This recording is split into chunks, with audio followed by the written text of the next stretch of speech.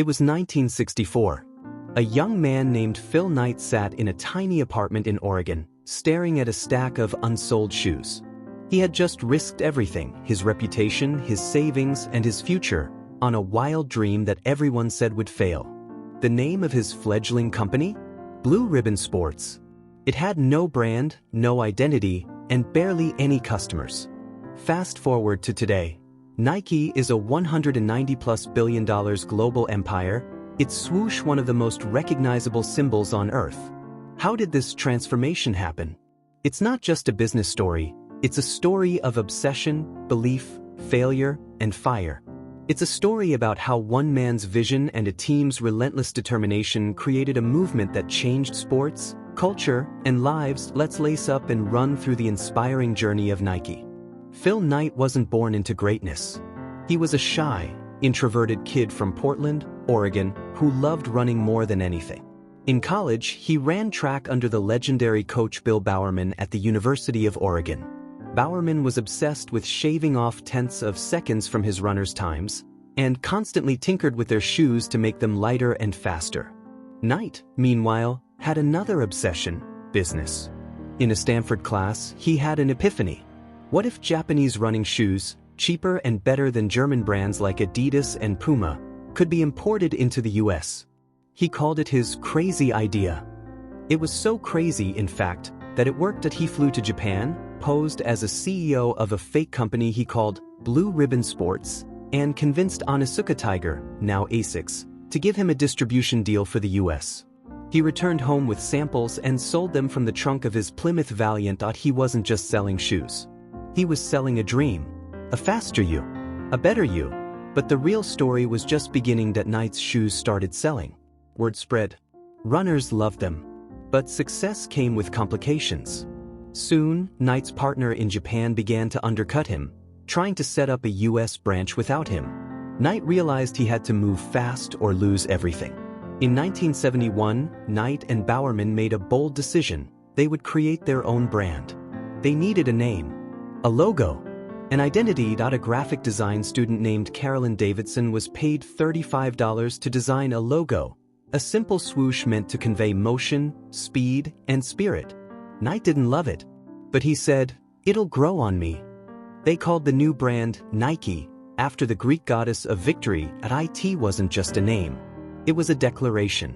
They were no longer just selling shoes, they were chasing greatness. The early years were brutal. There were days when Knight couldn't make payroll. His employees worked 14-hour days. The company faced lawsuits, supplier issues, and almost went bankrupt more than once. But they kept going. Why? Because they believed. In the mission. In each other. In athletes. Knight said it best, "We were a bunch of crazy dreamers. And we had no idea how crazy we really were." In 1974, Nike released its first line of shoes under its own brand. One of them featured a sole Bowerman had made by pouring rubber into his wife's waffle iron. That waffle trainer became a phenomenon. Sales exploded. Nike was on the run. By the 1980s, Nike was a force, but it needed something more. A message. A heartbeat. In 1988, advertising executive Dan Whedon came up with the slogan, "Just do it." It was 3 words. Simple. Direct. Defiant. Inclusive. It wasn't just for elite athletes, it was for anyone with a body and a dream. The first ad featured an 80-year-old man named Walt Stack running across the Golden Gate Bridge. No flashy athletes. No supermodels. Just a regular guy doing it. The world stopped and listened. Sales soared.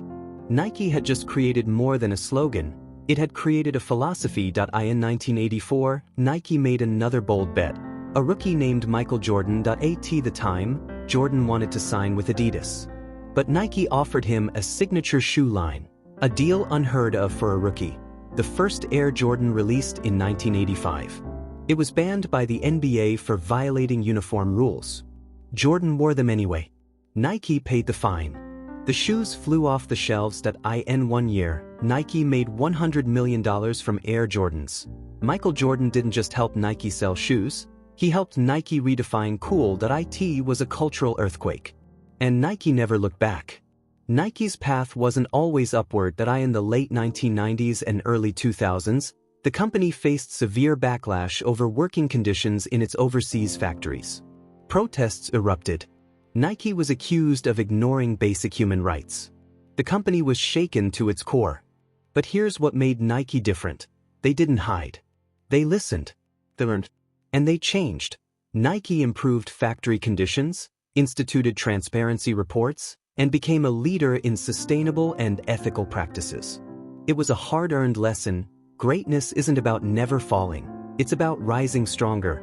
Nike became known not just for shoes, but for champions. They backed athletes who broke barriers. Serena Williams, a black woman dominating a white-dominated sport. Tiger Woods, changing golf forever. LeBron James, who turned his platform into a voice for justice. Nike told their stories. They didn't shy away from controversy. When NFL quarterback Colin Kaepernick took a knee and was blackballed from football, Nike didn't drop him. Instead, they put him at the center of their campaign. Believe in something, even if it means sacrificing everything. It was risky, but Nike stood tall. Because the brand was never just about products, it was about purpose. Nike didn't rest on its past. They pushed boundaries in tech. Flyknit, React Foam, Air Max shoes that feel like clouds. Shoes that break records. In 2019, Eliud Kipchoge became the first human to run a marathon in under 2 hours, wearing Nike's ultra-innovative Vaporfly shoes. Critics claimed it gave an unfair advantage. But Nike knew the truth. It wasn't the shoe alone. It was the belief behind it. The belief that humans can go faster, farther, higher. That we can always be better. What makes Nike's story truly motivational isn't just success. It's what it represents. Nike started with no money, no investors, no fancy offices. Just grit, vision, and stubborn faith. It grew because it never forgot the athlete inside every one of us. It stumbled but always got back up. It listened when it needed to change. It shouted when it needed to stand up. Nike didn't wait for permission. It didn't follow trends. It made them. Because Nike knew the secret. The only limits are the ones we accept. So why does Nike's story matter to you? Because it's a reminder that greatness isn't born, it's built. That dreams begin where comfort ends. That no matter where you start, a dorm room, a garage, a trunk of a car, you can create something that changes the world. All it takes is courage and the willingness to to believed us. The next time fear whispers, you can't, you'll hear a louder voice say, just do it. Phil Knight once said, we were running a business, but it felt like we were building a cathedral. Nike became more than a company. It became a canvas for human potential. From the first handmade waffle shoe to billion-dollar innovations. From Michael Jordan's slam dunks to everyday runners on morning streets. From global controversies to hard-won reforms. Nike's story is a story of perseverance, passion, and purpose. And it's still being written. Because in the end, it doesn't matter where you come from. Only that you start. And that you...